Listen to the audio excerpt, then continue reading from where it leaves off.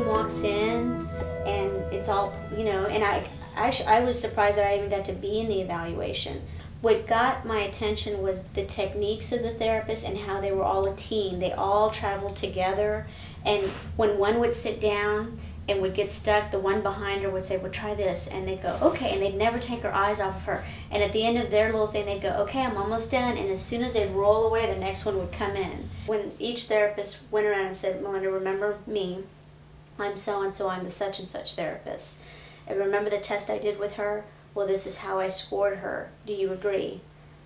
It was amazing to me that she wanted to make sure that I understood what she did, that I understood her scoring, and that I agreed with it. Then they'd go to the next therapist. And then the next one would do the same thing, and the same thing, and the same thing. And then they said, okay, well, Dr. Johnson. I was like, oh my gosh, this is Dr. Johnson. Whatever came out of her mouth, I was going to agree with, no matter how hard it was going to be to hear. But to that second, I did not hear the word autism till it came out of her mouth. And when it did, it was as if everything just stopped. Dr. Johnson put her hand on my lap and she said, I want you to stop thinking what you're thinking right now. And I said, what's that? She said, this isn't your fault. It wasn't because you're a bad mom, you didn't do anything. And I was like, oh my gosh, you know what I'm thinking? It's not you, and it's going to be okay. She's young.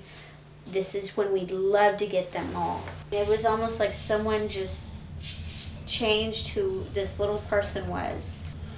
How do you say it? Well, all of a sudden she was aware that her body existed in a group of people. That she had an effect when we because it also happened around that time we had some family gatherings.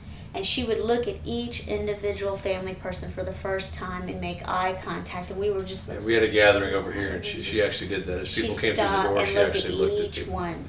And only until it came to be that we went, oh my gosh. Son, where's the rooster? It's a hill. That's right. Where's the rooster? Cock-a-doodle-doo!